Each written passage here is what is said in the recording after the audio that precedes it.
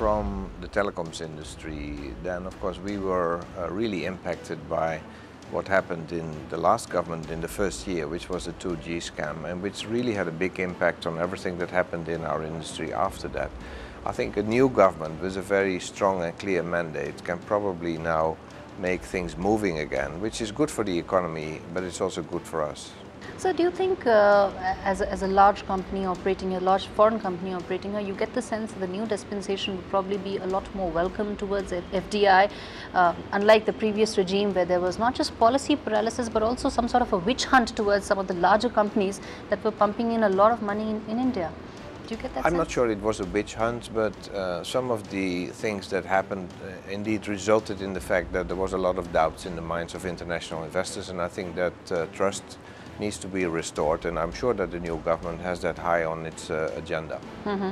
Would you now probably relook or increase your commitment towards India on a broader scale? Do you think the new dispensation warrants that kind of a change in terms of the new investors, foreign investors' mind?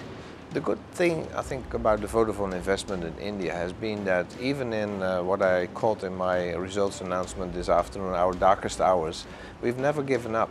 We have kept investing, we've kept believing in the country, and I'm sure that we will never regret that. And probably with the changes that we will see with the new government coming in, that might happen now. So Vodafone has never stopped investing.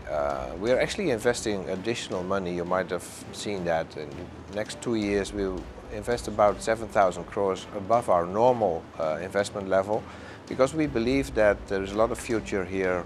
We bought new spectrum in the last financial year in the February auctions for the next 20 years. So we are a long-term investor. Our business is by nature very long-term. It's long-term paybacks also. So we love India, and we hope that India loves the Vodafone brand and that we can have a very good journey from here onwards.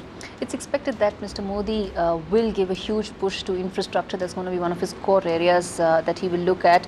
What do you think, or what would be your top 3 ideas, or let's say your wish list for the telecom sector? I think our first on the list is always spectrum. We need more spectrum. Vodafone, for example, has only in half the country 3G spectrum. Now, 3G has taken off tremendously well. Some people think it's not, but the reality is it has taken off very well. We see already in places like Mumbai and Delhi that the customers are using double the data that they use in Europe. So there is a tremendous demand for data services, internet access, broadband. So what we first would like as an industry is more spectrum. For example, we would like to have 3G spectrum in the whole country, not just in half the country.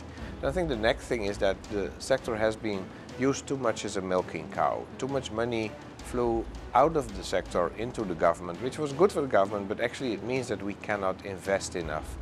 Even the last spectrum auction was another outflow of 61,000 crores to the government, but it simply means that comes all back as debt on the balance sheet of the telecoms company. So we hope that the government would give us a break in terms of the fees, the taxes, the levies, the whatever we all have to pay. And the third thing, in my view, is really stability and regulation. Predictability and stability and regulation, because we are long-term investors and it's very difficult to play the game while the rules are changing so often.